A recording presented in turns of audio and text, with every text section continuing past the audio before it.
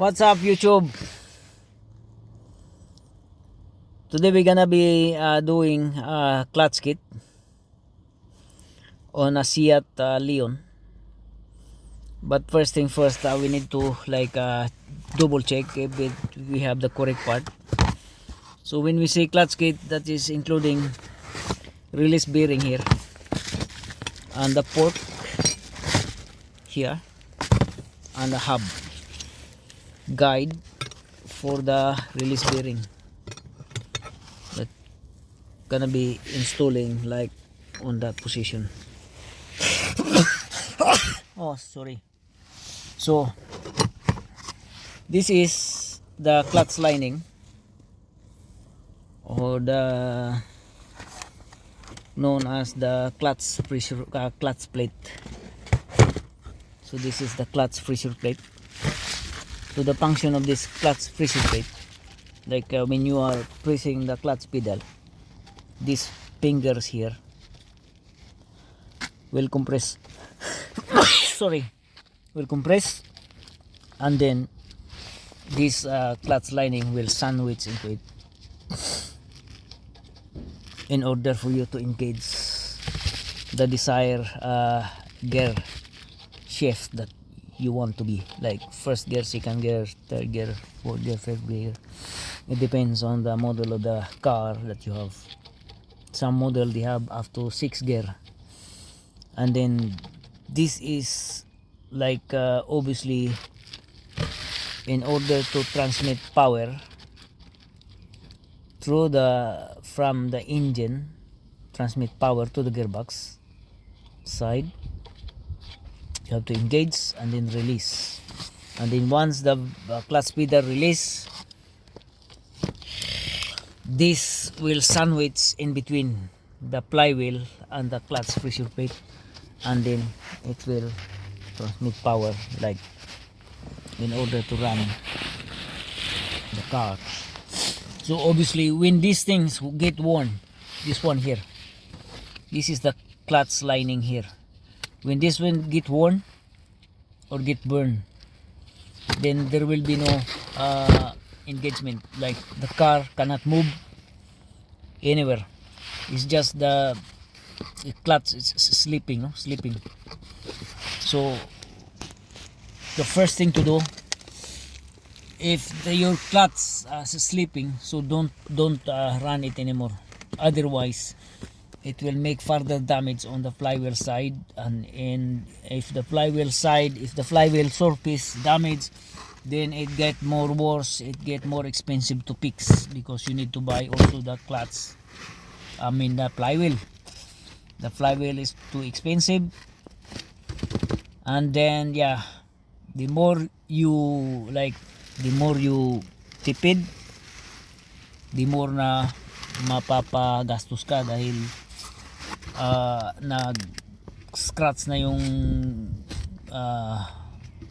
flywheel surface, or there is uneven surface on the flywheel, and that's not good. So if it is the flywheel surface is uneven, so you need to buy flywheel as well. The reason why the cost of uneven surface, because of this thing here.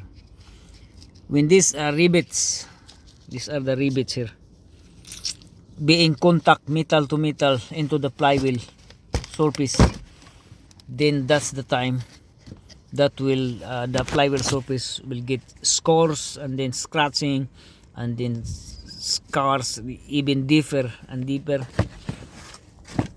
So that's the worst scenario here. So expensive things.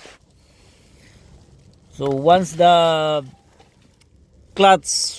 you notice that the clutch lining is slipping on your car, so don't drive it furthermore.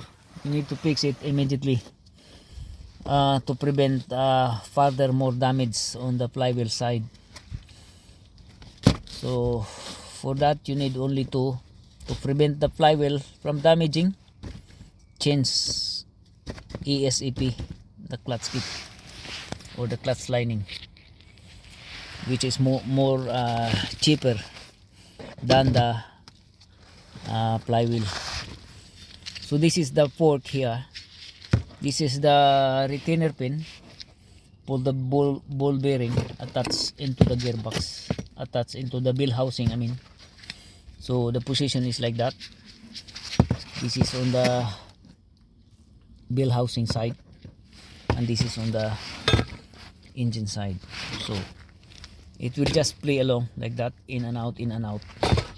We call this like a throw out bearing, because it will throw in and throw out. But obviously I don't like the term of throw out bearing. I only like to hear release bearing, because this is a release bearing, like it releases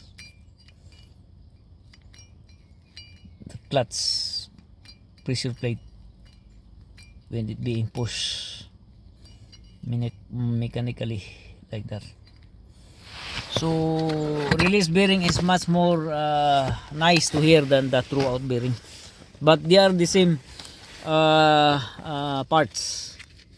The only thing is some American term or European term, they are making different naming of parts. They are the same parts. The only is they are freaking having their own parts naming in itself. So this is the clutch kit. As I said, this one here, look, this is a UK brand. It's a good brand as well, like Scuffler.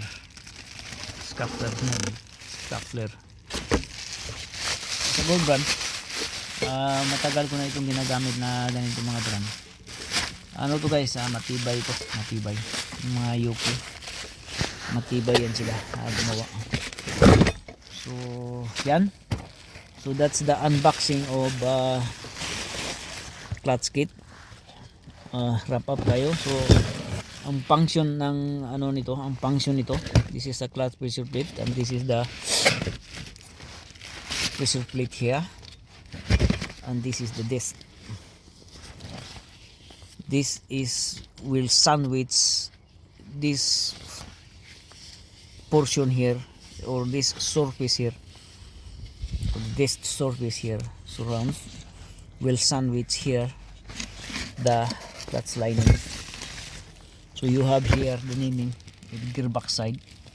So the gearbox side, it should be like installing like that, and this is on the flywheel like that. So once you freeze the clutch pedal, the release bearing or the throw out bearing, and with the fork attached, this will sandwich in between here. Once this clutch pressure plate here or finger is being pushed, so this one here will unlock like that, unlock freely. So once the pressure plate or clutch pedal being released, this clutch pressure plate will sandwich in between clutch pressure plate and the flywheel sandwich, in order to transmit power from the engine up to the gearbox side. So, and then the worst scenario here, if the clutch lining is worn, again it will gone sleeping. And then when it's gone sleeping, as you notice, don't drive it further. It's better for you to tow the car going into the house and fix immediately, otherwise it will create further damage to the flywheel, and then the flywheel is very expensive and more money to fix. So obviously you have to, like, if you notice that the clutch is sleeping, fix it immediately, guys. So send me a message or whatever, so I can help you. So that's the unboxing of clutch kit. Thank you.